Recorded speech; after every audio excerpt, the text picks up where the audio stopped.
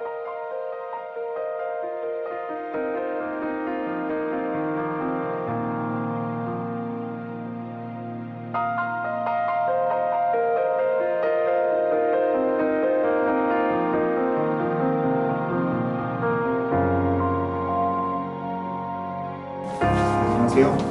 고용준입니다. 반갑습니다.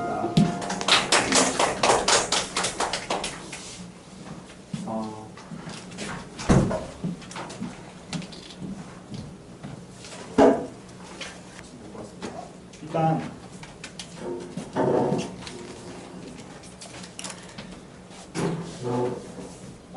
지금 하려고 하는 수업의 목적에 대해서 말씀드릴게요. 일단 어제 지금 애들이 이제 기말고사 보고 있잖아요. 기말고사 보고 있는데 숙명이 1학년 때 시험 얼마나 쉬운지는 어머니들 잘 아실 거예요. 그리고 어제 이제 1학년 애들 숙명 시험도 봤는데 정말 쉬웠어요. 중간고사보다 더 쉬워서 그냥 틀린, 그러니까 저희 반 같은 경우에는 정규반 같은 경우에는 틀린 애를 찾기가 어려울 정도로 그냥 다 100점입니다. 근데 이런 상황이면 일조종 커트라인이 어마어마하게 나오겠죠. 근데 반면에 제가 이런 말씀 드리는 이유는 2학년 애들 같은 경우에는 어제 숙명 비적분 시험을 봤거든요. 2학년 애들 같은 경우에는 시험이 너무 어려워서 애들이 끝까지 문제를 풀지도 못했어요. 참고로 저희 반에 학교에서 말 그대로 전교 1, 2등 찍는 친구가 있어요. 근데 그 친구조차도 그냥 문제를 끝까지 풀지를 못하는 상태로 시험지를 냈습니다. 숙명에서요. 그러니까 이런 말씀을 먼저 처음에 드리는 이유는 지금 이제 어머님들께서 이제 아이들이 지금 1학년이잖아요. 그러면 크게 착각하고 계시는 부분 중에 하나가 그거예요. 뭐 1학년 때 이 정도 성적을 받았으니까, 수학에 있어서 이 정도 성적을 받았으니까 2학년 때도 어련히 잘 하겠거니 라고 생각하시는 게 되게 많으시거든요. 근데 정말로 딱 이렇게 말씀드리고 싶어요. 중학교에서 1학년 올라가는 과정에서 정말 변화가 많이 일어나잖아요. 중학교 때 수학 공부했던 거 정말 아무것도 아닌 거구나 라는 걸 많이 느끼실 거예요. 근데 참고로 1학년에서 2학년은 훨씬 더 변화가 큽니다. 그래서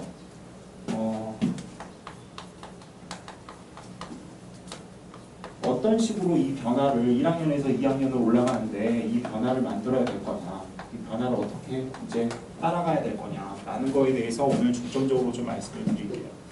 우선 시험 문제 난이도 당연히 굉장히 많이 올라가죠. 그리고 이렇게 난이도가 올라가는 이유는 아주 단순한 이유입니다. 1학년 수학 과목은요, 공통수학, 지금 현재 아이들이 하고 있는 공통수학이라는 과목은 수능 출제 범위가 아니에요. 그렇죠? 과거 지금까지 거의 몇 년 동안 수능 출제 범위가 아니었어요. 그렇기 때문에 평가원이나 사실 평가원 문제나 이런 것들 문제들만큼 좋은 문제들이 없거든요. 근데 지금 2학년 친구들이 배우는, 예를 들어서 이제 개정된 교과 과정으로 수능 과목이나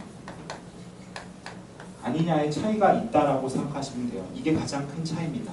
그러니까 바꿔 말하면 선생님들이 참고하실 만한 문제가 정말 많아요. 좋은 문제들이. 왜냐면 20년 동안 수능을 보면서 쌓여있던 29번, 30번, 21번 문제만 긁어도 하나 가득입니다. 책을 몇 권을 만들 수가 있어요. 근데 그런 문제들을 가지고 시험 문제를 내는 거예요. 선생님들이 시험 문제 난이도 조절하는 방법 아주 간단해요. 필름 같은 경우 시험 문제 되게 어렵잖아요. 2학년 같은 경우에 애들이 어떤 상황이냐면, 예를 들어서 객관식 이제 요즘에 문제 수가 좀 늘었는데 기존에는 15개 내고 서술형 6개나 7개 정도 내는 그런 추세였거든요. 그럼 22문제 중에서, 근데 요즘엔 좀 늘었어요. 객관식 17개 정도 내고요. 서술형 5개, 6개 이렇게 냅니다. 자, 근데 문제에서 학교에서 아이들이 2학년 되면 어떤 상황이냐면, 1학년 때도 시간 정말 빠듯하거든요. 시험 문제가. 근데 2학년 때는 11번부터 15번까지, 이제 기존에는 이제 15문제였으니까 11번부터 15번까지를 다 찍어요. 그냥 못 풉니다. 거의 80% 이상의 학생들이 다 찍습니다. 그래서 찍기 싸움이에요. 4개 중에서 2개 잘 찍어서 맞으면 등급이 좀 잘 나오고요. 4개 다 틀리면 재수가 없는 거죠. 거의 이런 상태로 아이들이 2학년이 되는데, 그 이유가 뭐냐면 이 차이예요. 문제에서 29번, 30번, 21번 문제를 선생님들이 그냥 고쳐서 내요. 그걸 가장 많이 하는 학교가 어디냐면 피문, 중동, 현대고라고 생각하시면 돼요. 자사고. 근데 아직 제가 숙명 시험지를 못 봤거든요. 걔네들이 이제 확통 직보할 때 아마 시험지 들고 올 겁니다. 근데 안 봐도 뻔해요. 아마 29번, 30번 문제 여러 개 넣어놨겠죠. 난이도 올리는 방법은 그게 최고니까요. 그리고 수능 과목이라는 거 첫 번째, 그 다음에 두 번째가 계산이다.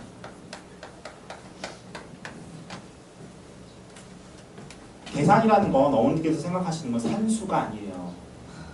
산수. 그러니까 아이들이 이런 말 되게 많이 하죠. 시험만 보면 제일 많이 하는 말 중에 하나가 첫 번째가 계산 실수했다, 산수 틀렸다 이런 말 정말 많이 합니다. 그러니까 심지어는 애들이 이런 식으로 하죠. 1-2 해놓고 3 이렇게 적어놓고 서술형에서 심지어 이런 애도 봤어요. 너 뭐 틀렸니? 했는데 저는 이제 시험이 끝나면 아이들 시험지를 다 들고 오라고 하거든요. 그럼 시험지 다 들고 와서 시험지 보니까 서술형 풀이 과정에 이렇게 적혀 있는 거예요. 그럼 넌 대체 1 빼기 2가 왜 3이니? 자기는 그때는 3인 줄 알았대. 그러니까 이게 절대 이런 게 안 보입니다. 시험을 보다 보면은 이런 게 안 보여요. 그래서 저는 계산이라는 건 산수를 빨리 하는 게 아니라요. 정확하게 하는 거예요. 정확하게 하는 거예요. 그러니까 계산력이라는 것은 결국에는 정확성을 말하는 건데 근데 그럼 천천히 풀면 정확할까요? 아닙니다. 저는 이제 제가 살아있는 교보제인데요. 이유가 계산 못하는 살아있는 교보제거든요. 이유가 하나예요. 제가 수업 시간에 계산 안 하거든요. 당연히 저는 아이들하고 많은 문제를 빨리 풀어야 되기 때문에 계산 과정을 이제 전개를 하다가 중간에서 이 정도 어느 정도 예를 들어서 어느 정도에서 스탑하고선 그 다음에 아이들한테 얘기를 하죠. 아, 나머지는 니네가 이제 계산해. 답은 이거야. 한마디로 저는 평소에 산수를 거의 안 합니다. 그러다 보니까 당연히 못해요.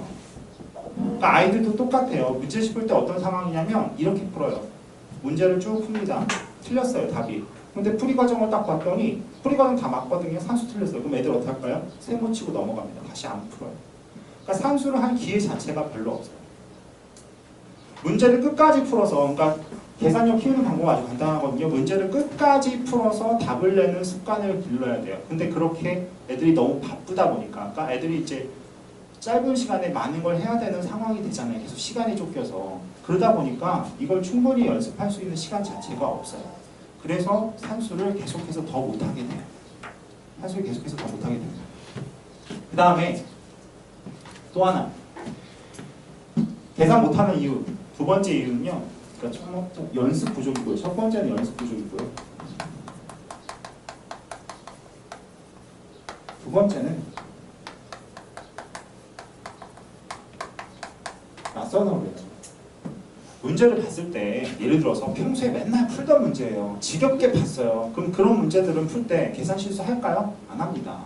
근데 문제를 딱 보니까 이건 정말 생전 처음 보는 문제예요. 그럼 애들이 어떻게 했냐? 문제도 심지어는 나중에 문제 시험지 애들 시험지 한번 보세요. 문제가 거의 반 페이지입니다. 8절지 시험지에 보면은 8절지 시험지잖아요. 문제 하나 이렇게 있고요. 이렇게 있어요. 이렇게 돼 있어요. 풀 칸도 없어요. 근데 이거 가득 채워서 풀거든요. 애들이. 수능 시험지는 이거보다 더 하죠. 수능 시험지는 이거보다 A3잖아요.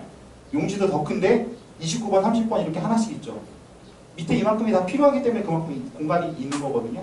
그래서 이제 학교 시험지도 이런 식이고 이렇게 되니까 한마디로 이게 생전 처음 보는 문제예요. 그러니까 풀다가 확신이 없어요. 내가 맞게 푸는 거지. 그렇죠? 근데 평소에는 어떻게 푸냐면 평소에는 답지가 있거든요. 그래서 이거 맞을까 하면서 막 이렇게 풀다가 답지 맞으면 너무 기뻐요. 그리고 넘어가요. 한마디로 얘는 뭘 해야 되냐면 되새김질 해야 돼요.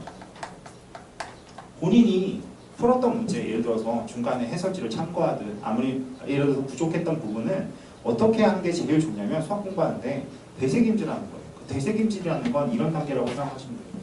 자, 어떤 뭐 예를 들어서 미분 문제가 있는데 미분 문제를 쭉 어떤 과정을 통해서 쭉 풀었어요. 그래서 그냥 어떻게 꾸에꾸에 풀어서 답이 맞았어요. 그러면 되새김질하는 것은 이겁니다.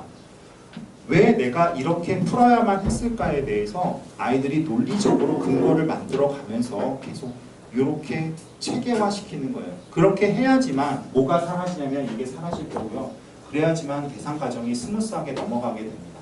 그래서 아이들이 근데 정말 저는 이게 제일 중요하거든요. 2학년 때는요. 저는 솔직히 이렇게 말씀드립니다. 계산력 싸움이라고 생각하시면 돼요. 계산력 싸움. 누가 더 빠르고 정확하게 문제를 풀 수 있는가. 근데 어머님들은 그냥 예를 들어서 센 수준의 그냥 적당한 수준의 문제들을 계속해서 반복적으로 풀리면 그러면 이거는 저절로 해결될 거라고 착각을 하시는데 그게 가장 큰 착각입니다. 지금 어머니들 좋아하시는 문제집이 쌤 같은 거 제가 문제 됩니다 많은 거 그렇죠? 예를 들어서 마플 시너지 같은 것도 문제 뭐 천 몇백 개 있더라고요. 그런 거 애들이 쭉 기계적으로 이렇게 막 풀면 그러면 적어도 쉬운 문제에서 실수 안 하겠고. 근데 어머니 생각해 보세요. 애들 진짜 요즘에 하는 거 되게 많죠. 2학년 되면 어떻게 되죠? 저는 솔직히 2학년 때는요 수학보다 과학이 훨씬 힘들어요. 과학이 보통 3과목 내지는 희망 같은 경우는 지금 4과목 들어오는 것 같던데 4과목 들어오잖아요. 그러면 그렇게 그 4과목을 시험 준비 다 하면서 예를 들어서 수학도 지금 피문 같은 경우 보면 어떻게 돼 있냐면 수원하죠 1학기 때 기백하죠 확통하죠 수학 3과목 합니다. 현대고도 지금 수학 3과목이죠. 중농 같은 경우에 지금 발표난 거로는 원래 기백을 한다고 했다가 확통으로 바꾸고 기백은 빼놨거든요. 근데 제가 봤을 때 기백 피문에서 그렇게 나가면 중동도 따라갈 가능성도 있어요. 근데 하여튼 지금 현재로서는 이제 기백은 3학년 1학기로 3학년으로 넘어가 있고 2학년 때 이제 수능 그러니까 수원하고 확통을 하겠죠. 이런 식으로 지금 커리큘럼을 짜놨습니다. 그래서 너무 할 게 많은데 그런 노가다 작업을 언제 하고 있을 시간도 없습니다. 그러면 저는 이렇게 생각해요. 그래서 제일 중요한 포인트가 반복입니다.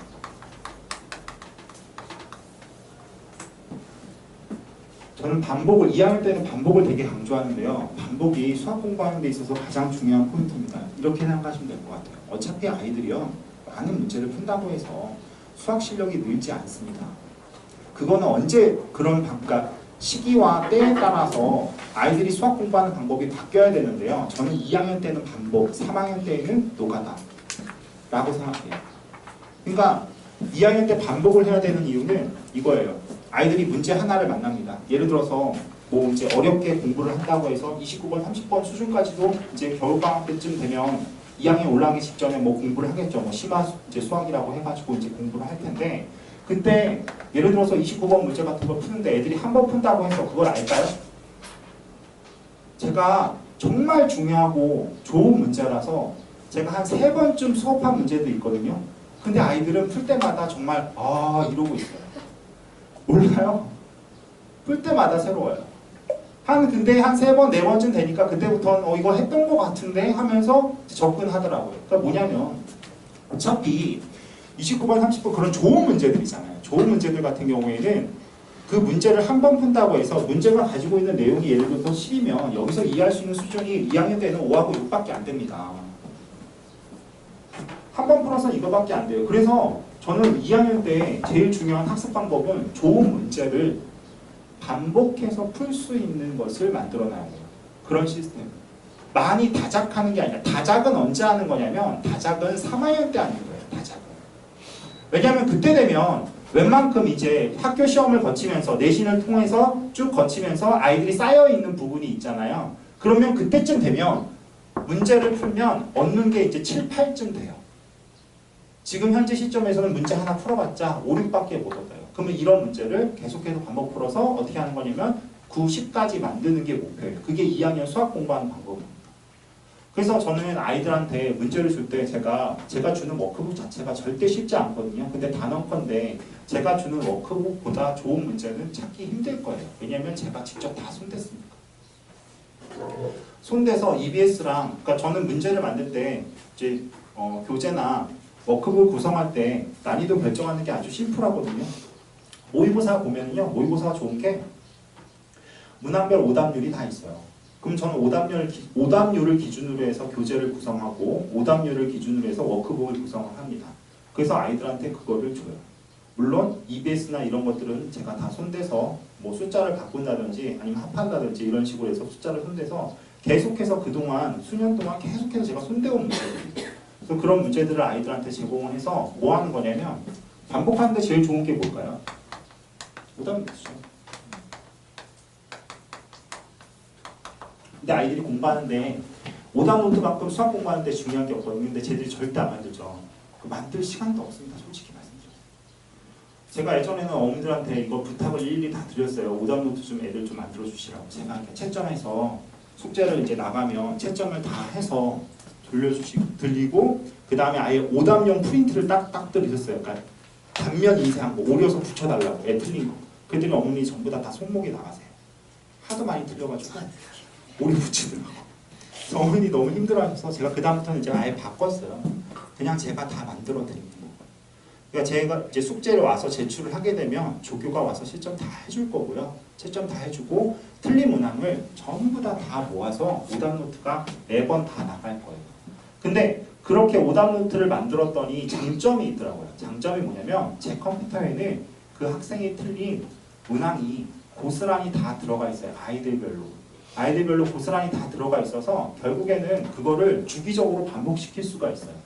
예를 들어서 주기적으로 반복하기 제일 좋은 시점이 언제일까요? 시험 끝난 직후. 재기강 시점까지 애들 팽팽 놀고 있잖아요.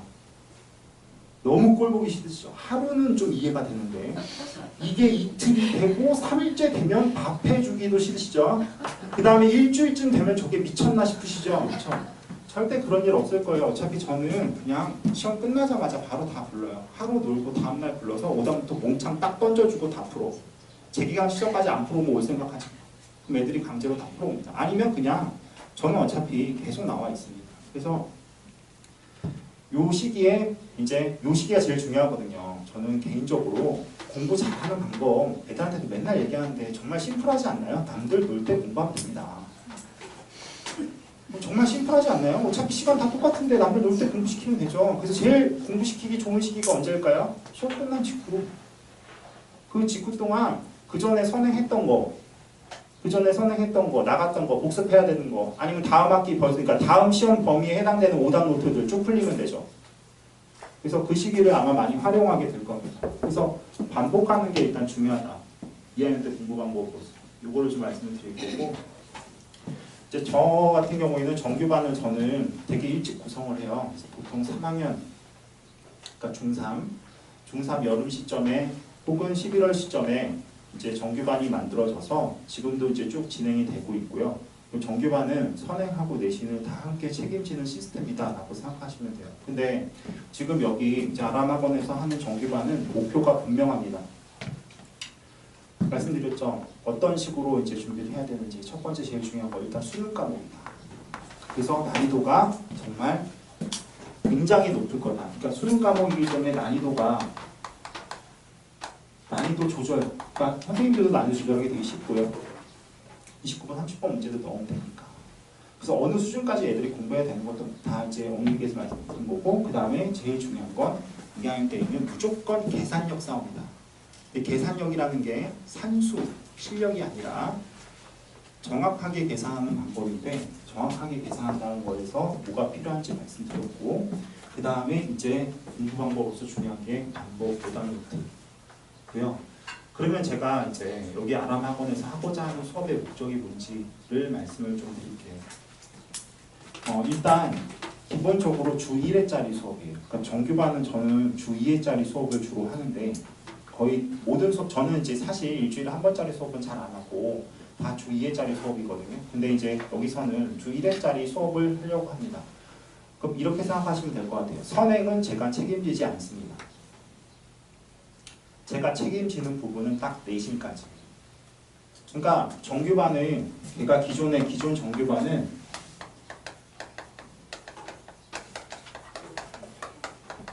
선행과 내신이 같이 가는 구조예요. 기존 정규반은 선행과 내신이 같이 가는 구조예요. 근데 지금 여기서 하는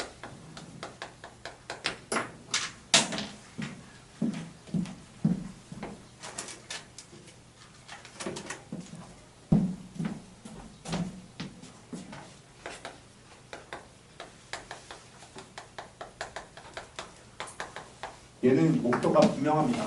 저는 그냥 아이들이 2학년 때 1등급 찍게 만드는 게 목표예요. 그냥 완전히 내신이라고 생각하시면 돼요. 그래서 그러니까 선행을 하되 이 선행의 목표가 일단 다 내신에 초점을 맞춰져 있는 거죠. 그래서 지금 여름방학 때 제가 예를 들어서 수원 수업을 할 건데 그 수투 수업을 할 건데 그 수투는 2학년 2학기 과목이잖아요. 그래서 일단 대략 그래서 이렇게 생각하면 돼요. 얘네들은요, 기존 정규반인들은요, 제가 수업 난이도가, 저는 제 난이도가 1단계, 2단계, 3단계, 그 다음에 내신, 심화.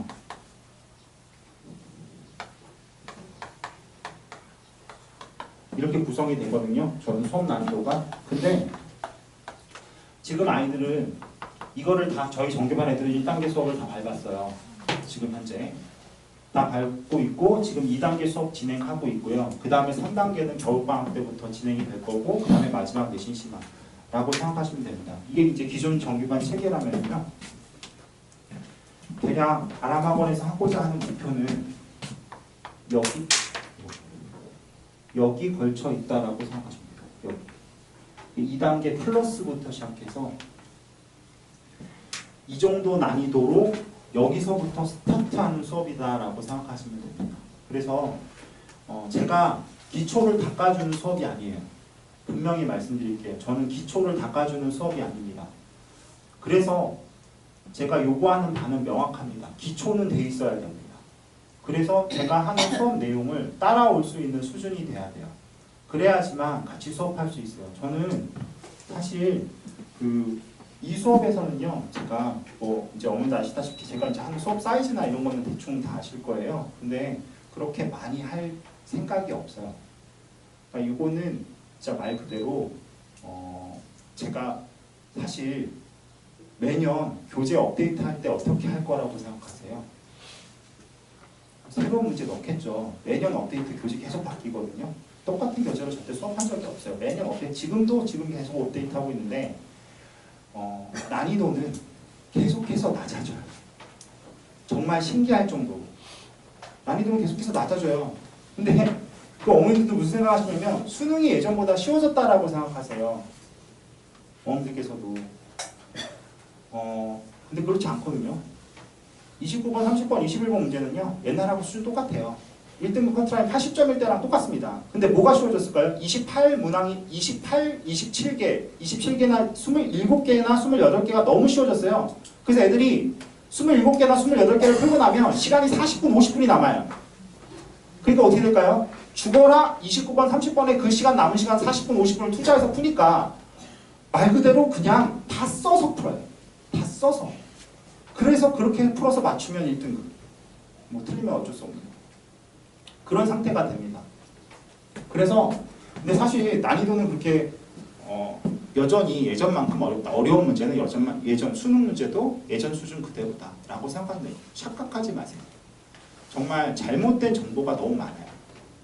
잘못된 정보가. 그러니까 예를 들어서 수학을 실제로 가르치는 사람의 말보다는 수학을 가르치지 않고 그냥 어떤 분석 결과만 가지고 그것을 조합해서 말하는 사람들의 이제 얘기에 너무 귀를 많이 기울이시는데 수학을 직접 가르치는 제 입장에서는 수학 문제가 여전히 어렵답니다. 그리고 저는 정말 이해가 안 되는 게 학교 시험에서 저는 솔직히 이렇게 학교 내신이 정말 이렇게 되면요 시험 문제가 쉬워질 줄 알았거든요. 근데 저 매년 1등급 커트라인이 있잖아요. 1등급 커트라인을 조사를 해보면 별반 차이가 없거나 오히려 더 내려가요. 물론 거기에 여러 가지 복합적인 요인이 있겠죠. 아이들이 뭐 공부를 좀 덜 한다든지 그런 요인도 있고 실력적으로 문제도 있을 수도 있고 여러 가지 문제들이 있을 수 있는데 문제는 학교 내신이 절대 쉽지 않다. 2학년 때 1등급 커트라인은 얼마 정도 될 거라고 생각하십니까? 2학년 때 70점대가 수두룩합니다. 근데 더 재미있는 결과는 90점 넘는 학생 정규에 4명 있거든요. 예를 들면 그 정도 시험이면. 근데 80점대 단 한 명도 없고요. 나머지 70점대. 그러니까 애들 실력차가 그만큼 돼요. 저는 목표가 여기서 하는 수업의 목표는요. 아까 1등급 커트라인 70점대 시험에서 90점 이상 4명이 우리 반 학생인 게 목표입니다. 그래서 그런 수업을 할 거라고 생각하시면 돼요. 근데 그러면 그렇게까지 하는 게 의미가 있나요? 라고 물으신다면 제가 이렇게 말씀드려요. 저는 결과로 항상 말씀을 드리는데 참고로 저희 반 같은 경우에 이제 제가 지금 기존에 진행했던 정규반 같은 경우에 어머님들 논술로 의대 가라고 하면 되게 어이없어 하시더라고요. 논술로 의대를 어떻게 가나요? 그렇게 어려운데. 근데 참고로 저희 반에서 이제 2년 동안 풀로 같이 공부해서 3학년 올라가는 학생들 작년 같은 경우에만 해도 대략 한 15명 정도 의대를 갔는데요. 그 중에 7, 8명이 논술로 갔고요. 정시로 간 애가 없어요. 정시로는 의대 못 갑니다. 재수하지 않으면. 재수생을 어떻게 이기나요? 수능을. 절대 못 이깁니다. 그러면 서울대 의대 포함해서 수시 나머지 절반이 논술이에요. 근데 이거를 제가 원래 이제 원장님한테 여쭤봤거든요. 이게 정상인가요? 이건 되게 특이한 경우래요. 이런 반이 없대요. 근데 그렇게 하는 이유는, 그렇게 될 수밖에 없는 이유는 저는 그냥 아이들이 이렇게 했으면 좋겠어요. 제가 하는 수업의 목표는 2학년 때 잘 만들어진 친구들, 정말 이제 훈련이 잘, 그러니까 이렇게 심화로 수학이 된 친구들이 3학년 올라가서 선생님 절대 수능 과목은, 저랑 같이 내신을 했던 수능 과목은 수능 준비할 필요가 별로 없어요. 그냥 혼자 해도 충분해요. 라는 말을 듣는 게 목표입니다. 그래서 그렇게 만들 거고요. 그래서 당연히 풀이 적을 수밖에 없어요. 저는 그건 각오하고 있어요. 저 20명 내외 봅니다. 솔직히 인원. 근데 그 정도 인원이면 저는 충분히 만족해서 아이들하고 이제 갈 거예요. 쭉 만들어서. 그래서 한번 여기서 진짜 바람을 한번 만들어 보는 게, 왜냐면 기존 정규반 같은 경우에는 아무래도 사이트가 좀 더 크고 이제 제가 이제 하나부터 다 이제 관리해서 해야 되는 부분들이 더 이제 그런 비중도 되게 커서 여기서 목표로 하는 부분이 이런 식으로 된다라고 생각하시면 될 것 같습니다. 그래서 사실 이제 저희 이제 여기 원장님하고도 제가 인연이 되게 많아서 제가 예전에 원장님하고도 좀 이런 특화된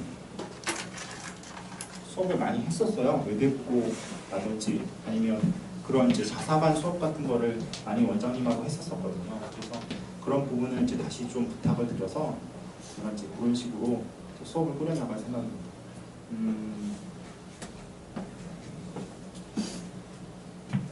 그래서 입반 테스트를 봅니다. 입반 테스트 당연히 안 볼 수가 없고요. 그 입반 테스트는 대략 어느 정도냐면 수원, 수초, 미적분을 다 볼 거예요. 그러니까 아까 말씀드렸죠. 그 수원, 수초, 미적분을 다 볼 수밖에 없는 이유가 제가 기초를 하나도 하지 않는 수업일 거기 때문에, 그래서 수원, 수초, 미적분까지 적어도 선행이 한 번 정도는 된 친구들을 대상으로 할 거고요. 미적분은 안 돼 있어도 돼요. 당분간 아직 안 할 거니까. 근데 적어도 수원, 수초 부분은 일단 시험을 볼 거고, 그래서 미적분은 선행 안 돼 있어도 상관없습니다. 그게 거기서부터 출발할 거고요. 그러면 이 정도 난이도가 대략 어느 정도 수준이냐. 전단지도 다 나와 있지만 실력 정석 연습 문제인데, 그 어머님들 보시면 실력 정석에서도 보시면 뒤에 연습 문제 뒷부분은 되게 어렵거든요. 거의 논술 수준이에요.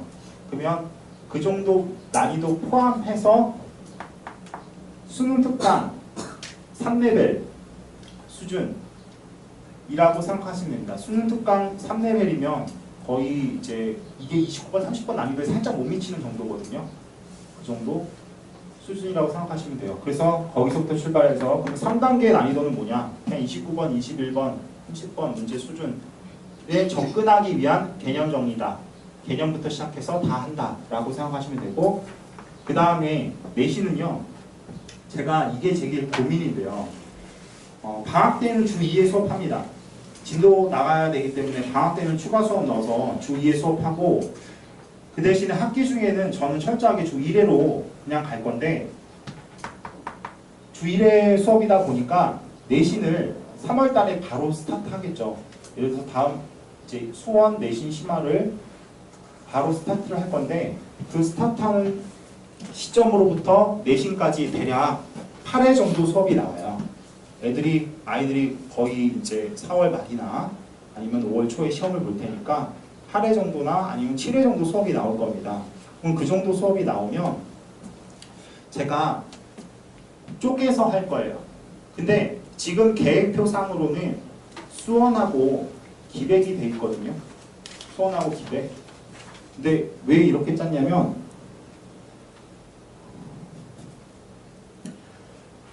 기백을 애들이 너무 못했어요. 기백을 해야 되지 않을까. 더 싸긴 했는데 이거는 반에 좀 맞춰야 될 것 같아요. 저는 중동이 기백을 2학년 때 가져올 거다라고 생각을 해서 하는 건데 만약에 그게 아니라면 이제 공통 과목을 가져가야 할 테니까 그러면 아마 수원하고 확통으로 바뀔 수는 있습니다. 그거는 이제 예정이라서 학교별로 커리큘럼이 어떻게 구성되는지에 따라서 그리고 저희 반 이제 구성되는 거에 따라서 커리큘럼이 좀 변화가 있을 거예요. 기백 아니면 확통 둘 중에 하나는 제가 하는데 세 개를 할 수는 없어요. 그러면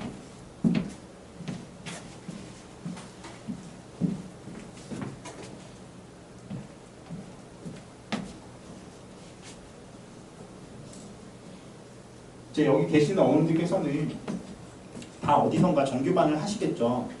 정규반은 다 이제 일주일에 2번짜리 정규반을 하나씩 다 끼고 있으실 거고, 그 다음에 제가 하는 수업 자체가 +1 수업이 될 거예요.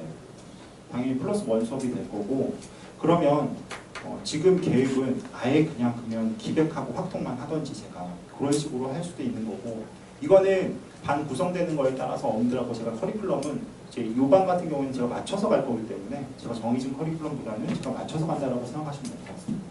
그래서 일단 내신을 그렇게 챙겨서 하겠다. 근데 이제 내신 부분을 좀 말씀드릴게요. 내신을 어떻게 준비시킬 거냐. 저는 교재가 세 종류가 나와요. 기존에 제가 하고 있던 정규반도 똑같습니다. 세 종류가 나가는데 일단 유형별 워크북이라는 게 있고요.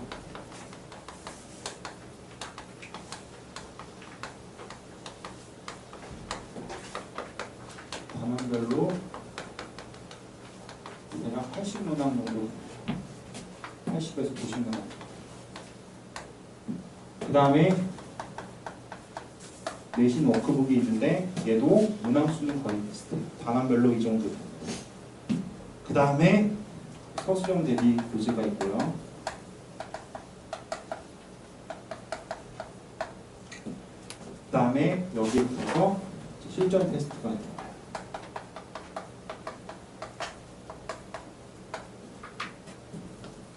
이렇게 들어갑니다. 그러면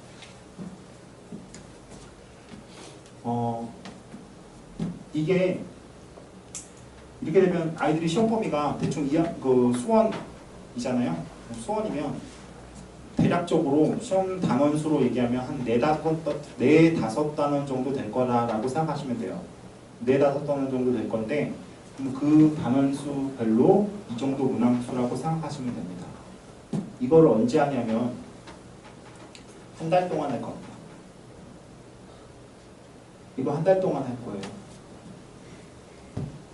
가능합니다. 애들 다 그렇게 하고 있어요. 정규반 저희 지금 기존에 하고, 그러니까 그 어머니께서 그게 착각하시는 게 2주일에 2번짜리 수업하고 1번짜리 수업하고 숙제 양에 차이가 있을 거다라고 생각하시는데 날짜가 똑같잖아요. 그리고 지금 자녀분들 생각을 해보세요. 숙제 언제 하죠? 전날 하죠. 그래서 어차피 똑같습니다. 그래서 정규반에서 소화하는 양만큼 그대로 소화시킬 거예요.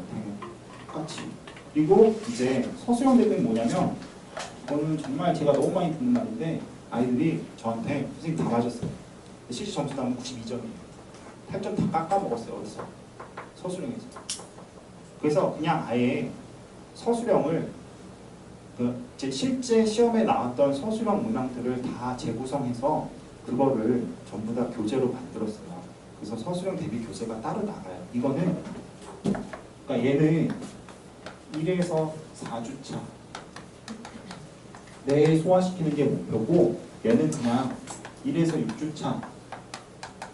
6주차까지 소화시키는 게 목표고, 실전 테스트는요 이렇게 될 겁니다.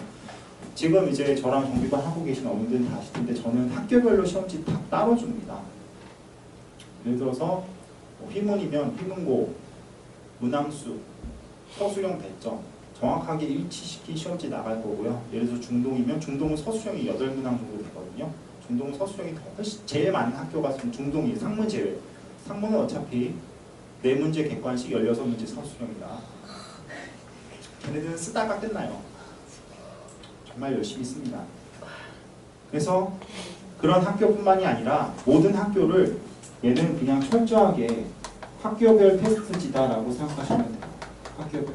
학교별로 시험지 다 다릅니다. 근데 학교별로 시험지 다 다른데 저는 시험지 만들 때 원칙이 있거든요. 절대 제가 안 만들어요. 제가 임의로 안 만들어요. 그러니까 무슨 말씀이냐면 제가 임의로 만들면 어떻게 되냐면요. 애들이 평균이 30점이에요. 그러면 제 눈에 띄는 문제만 넣다 보니까 좋은 문제들만 쭉 넣잖아요. 그럼 애들이 정말 헬이 돼요. 그래서 제가 일부러 작년에 봤던 시험지 거의 그대로 가져갔어요. 왜냐면 작년에 봤던 시험지야말로 이건 학교 눈높이에서 조절된 시험이잖아요. 그래서 어떻게 볼 거냐면 제가 이제 올해 거겠죠. 그러니까 내년에 시험 볼 시험지니까 내년에 이제 실전 테스트 볼 시험지는 올해 지금 현재 학생들이 보고 있는 시험지, 아이들이 이제 선배들이 보고 있는 시험지를 그대로 가져다가 근데 뭐 이게 자기 학교 걸로만 만들면 많이 못 만들 거 없잖아요. 한두 개밖에 없잖아요. 그러니까 이 지역에 있는 학교들, 강남 서초에 있는 학교들을 시험지를 좋은 학교 문제를 예를 들어서 중동이면 중동, 훈문, 현대, 뭐 상문 등등등 그 몇몇 학교들 시험지를 베이스로 해서 그 시험지를 각 학교 문항수랑 이런 거 다 조절해서 만든 시험지라고 생각하시면 됩니다. 그래서 그냥 올해 기출을 이때 푼다라고 생각하시면 돼요. 요거는 특히 이 유형별 이제 워크북이 어떤 형식인지 말씀드릴게요. 유형별은요 특징이 이겁니다. 그 아이들이 문제를 푸는데 시중에 있는 교재를 예를 들어서 문제집을 3권 뭐 이렇게 많이 푸는 사람 뭐 2권, 3권씩 이렇게 풀잖아요. 근데 안타깝게도 2학년 되면은요 한 권 풀 시간도 안 나와요. 그럴 시간도 없고요. 그래서 제가 목표로 하는 건 뭐냐면 제가 그냥 시중 문제집들 중에서 좋은 문제들 싸그리 다 긁어다가 아이들한테 주자. 그게 이겁니다.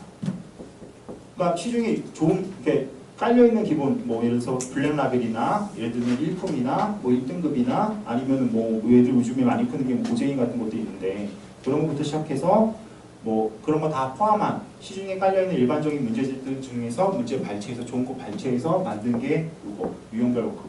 이거는 목표가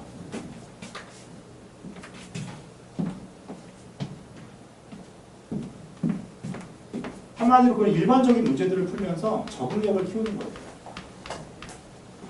문제 적응력 키우고 그 다음에 내신 워크북은 뭐냐면 예를 들어서 2017년도 그러니까 2018년도겠죠. 2018년도 시험지는 전부 다 이걸로 다 볼 겁니다. 이걸로 거의 다 봐요. 한 30개 학교 거 정도 돼요. 이걸로 전부 다 볼 거예요. 왜냐면 문제 어차피 다 이렇게 맞춰서 거의 기출 문제들로 구성하다 보면 대충 제가 사용하는 게 한 24개 학교 거를 쓸 수밖에 없더라고요. 제가 한 10세트 정도, 10세트 내지는 뭐 20세트 정도 시험지를 쓰는데 그 중에서 한 뭐 그 정도 이제 씁니다. 그래서 그 학교들 2018년도 기출은 여기서 다 쓸 거고요. 얘는 요거는 2016하고 2017년도 그 다음에 여기에 플러스 기존 기출 중에서 좋은 문항을 사와놓고 저는 매년 업데이트한다고 말씀드렸잖아요. 그러면 기존 기출 문제집 지금 있거든요. 그럼 그 중에서 좋은 문항 살리고 나머지 다 버리고 2016하고 2017로 싹 다 업데이트하는 거예요. 매년 이런 작업을 해요. 그래서 이걸 만드는데 얘는 목표가 내신 문제는요. 어머니께서 잘 아시다시피 문제가 변형이 되잖아요. 선생님이 그대로 내는 경우가 별로 없어요. 뭐라도 바꾸세요. 그래서 얘는 문제 응용력 키우는 거라고 생각하시면 돼요. 적응력 키우고 응용력 키운 다음에 그 다음에 뭐 하는 거냐면 서술형 대비는 아까 말씀드렸던 것처럼 애들 그래서 제가 서술형 대비 교재는 뭐 하려고 만든 거냐면요. 애들 풀이 과정 다 뜯어보고 고쳐주려고 만드는 겁니다. 지금도 기존 정규반 애들 거의 한 50명 되는데 걔네들 거 다 봐요. 맨날 저는 남아서 하고 있는 게 그거예요. 서술형 야 푼 거 갖고 와. 다 첨삭해주고 그러고 있습니다. 근데 한글로 쓸 시간은 없어서 어떻게 첨삭해 주냐면 너 이 내용 빠졌어. 여기에 뭐 들어가야 돼. 이런 식으로 해서 다 아이들 빈칸 채우는 거예요. 이런 식으로 첨삭 다 해줍니다. 근데 이게 좋은 게요. 저희가 수업 일자가 일요일 오후잖아요. 저는 일요일 날 항상 질의응답을 하거든요. 그러면 이 수업은 그냥 8시간 수업이라고 생각하시면 돼요. 뒤에 플러스 4시간은 클리닉 그냥 붙어있다라고 생각하시면 됩니다. 어차피 애들 일주일에 한 번 볼 건데 저랑 일주일에 한 번 보잖아요. 기본적으로. 그럼 뒤에 플러스 4시간 클리닉 붙어있다고 생각하시면 됩니다. 클리닉은 여기서는 하지 않을 거고 클리닉은 장소를 좀 이동해서 여기서 가깝습니다. 저는 이제 기존적으로 이제 시대인재에서 수업하는데 시대인재 강의실이 딱 픽스돼 있어요. 거기서 제가 질의응답이랑 다 할 거니까 그럼 저한테 배우는 모든 학생들이 다 옵니다. 그날은.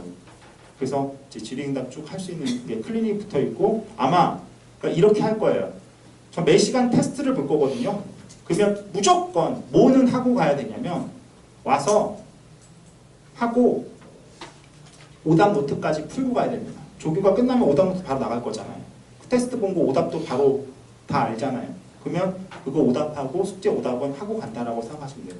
근데 이렇게 되면은 스케줄상 일요일 오후가 싹 다 저한테 다 투자되는 거라서 부담이 될 수도 있어서 만약에 그게 힘들다면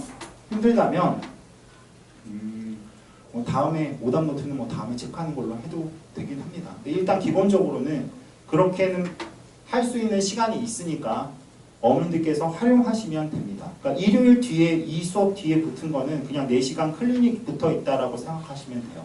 그래서 클리닉 언제 하나요?는 그냥 당연히 이렇게 할 거고 그리고 아까 말씀드린 이거 정규반이기 때문에 제가 책임질 수 있는 부분은 싹 다 책임져서 갑니다. 그래서 직접 보강이라든지 이런 거 당연히 다 할 거고요.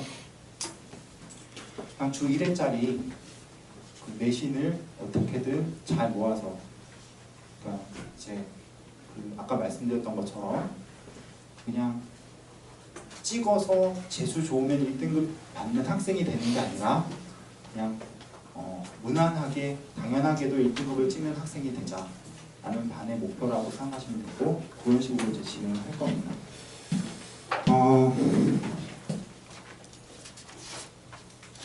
그래서 처음에는 이제 아마 그래서 제가 이렇게 되려면 반을 저는 인원수를 늘리고자 마음을 먹으면 되게 쉬워요.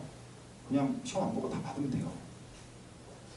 되게 쉽죠. 애들 거의 방학특강 같은 게 그렇게 그런데 방학특강 되면 그래서 거의 7, 80명씩 와서 듣습니다.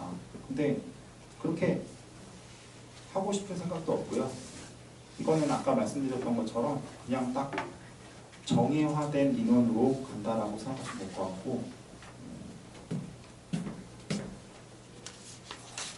혹시 이제 궁금하신 거 있으신가요? 제가 이제 다 말씀드릴 건 다 말씀드린 것 같아요. 괜찮습니다. 편하게 질문하셔도 됩니다. 일반 테스트가 수원 때 개정 수원 네, 개정된 교과과정입니다. 당연히 다 개정된 교과과정으로 볼 거고요. 난이도는 어머니께서 난이도 되게 많이 보시는데 저는 일단 테스트지가 전부 다 서술형이에요. 그래서 그렇거든요. 저도 아이들 선행을 지금 다 하고 있잖아요. 저희 반 같은 경우도 지금 보면은 학통, 기백 빼고는 모든 선행이 다 끝났어요. 1단계 수업까지 다 끝났고 심지어는 수원은 지금 2바퀴째 돌고 있고 막 이렇게 되고 있거든요. 근데도 참 재밌게도 어차피 물어보면 몰라요.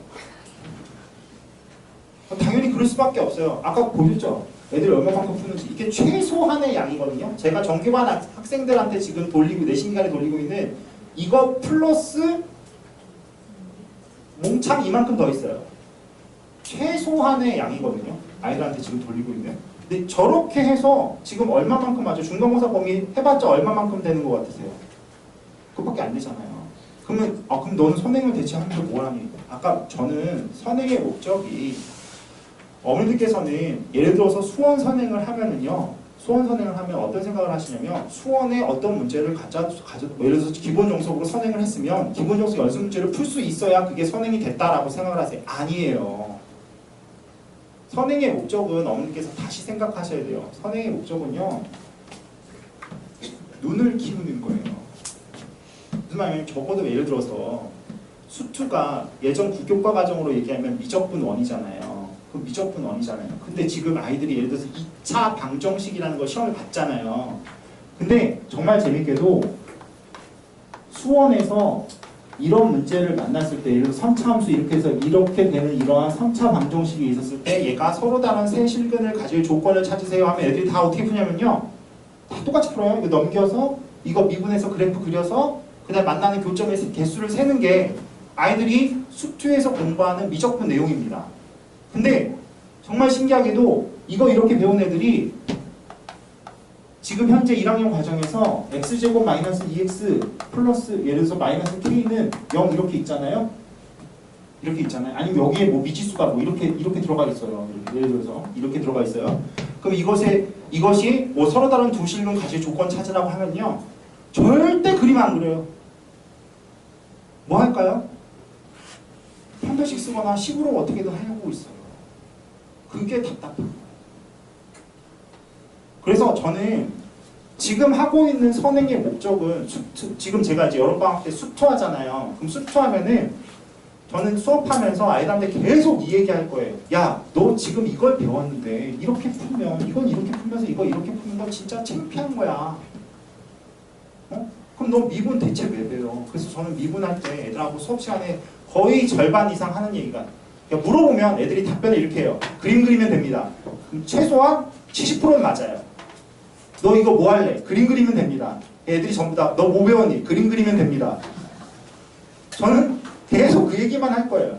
그래서 뭐 하냐면 강제적으로 아예 그러니까 미적분이라는 것을 미분과 적분이라는 것은 왜 배우는 걸까요? 함수를 분석하기 위한 수학적 도구거든요. 그럼 저는 애들한테 머릿속에 딱 이거 하나 남겨놓을 겁니다. 뭐 해야 되니? 그려야 돼요. 그래서 미분하고 적분을 배우는 거예요.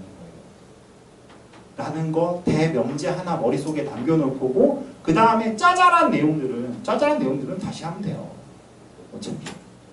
기억에 많이 남으면 좋겠지만 적어도 이런 거죠. 애들이 29번이나 30번 문제들 그런 거 볼 때 제일 어려운 게 뭘까요? 처음에 어떻게 들어가야 될지를 몰라요. 이거를 어떻게 들어가야 될지를 몰라요. 저는 그러면 요번에 수투 수업하면서 적어도 미적분 문제에서 이 문제를 처음에 딱 만났을 때 생전 처음 보는 문제를 만났을 때 그 문제를 접근할 수 있는 길을 알려줄 거예요. 길을 알려줄 거고 닦는 건 나중에. 길을 알아야 갈 수 있는 길을 알아야 될 거예요. 그래서 닦는 건 나중에 하고 일단 접근하는 길부터 이번에 머릿속에 딱 넣어놓을 거고 그게 수업의 목표라고 생각하시면 됩니다. 또 궁금한 거 있으신가요? 선생님 학교 구성이요. 예를 들면 그 선생님 생각하신 대로 2학년 때 네. 수원, 수투, 그다음에 화통, 기하까지 배울 수 있는 학교만 이 단에 들어올 수 있을까요? 그러니까 목표는 자사반이 목표니까 자사반을 목표로 한 이유가 일단 그 학교들이 가장 치열해요. 치열하다는 게 뭐냐면 공부를 뭐 예를 들어서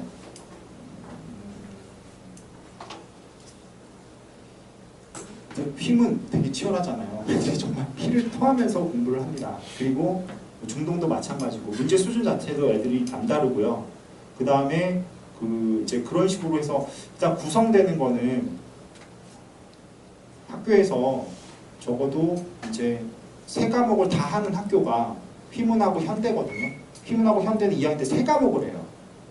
거기에 과목이 더 추가되는 학교는 과목이 추가되는 학교가 또 있나요? 없는데요. 이적이 네. 2학년 때 배우는 학교가요. 2학년 때 미적을 배우는 학교가 제가 지금 저 모든 학교 커리를 지금 다 조사를 했는데 여기 아니고 서초로 배우는 아 어느 학교가요? 세화 세하고요. 미적이 2학년 세하고 커리는 제가 아직 못 봐서 기배는 제외되고 미적분을 그 학교가 혹시 미적분을 2학년 2학기 때 하는 그거죠? 네. 그렇다면 이제 그런 학생의 경우에는 입안에서 계속 네, 그거는 아마 안 맞을 것 같습니다. 제가 모든 학교 커리큘럼을 다 맞출 수가 없어요.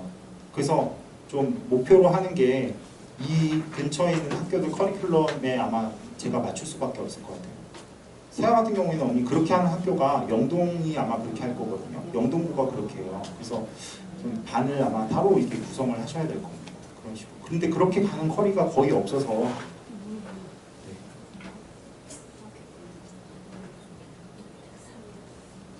혹시 또 궁금한 거 있으시나요?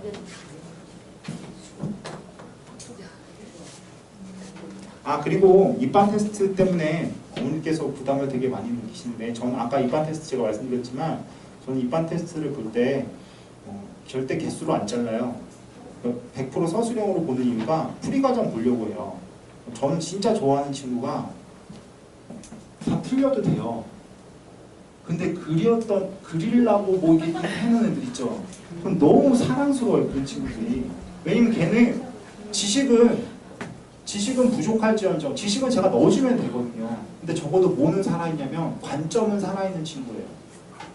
왜냐면 지금 아이들한테 제가 관점까지 다 바꿔주면서 갈 시간 자체가 없기 때문에 어느 정도 관점이 좀 잡혀있는 친구들 같은 경우에 제가 되게 아마 더 좋아할 거고 그렇다고 또 어머니들 집에 가서 야 무조건 다 그려라.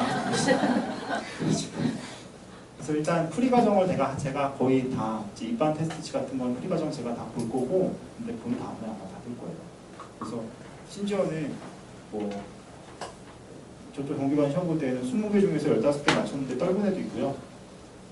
2개 맞췄는데 받은 애도 있어요. 그 15개 맞춘 친구는요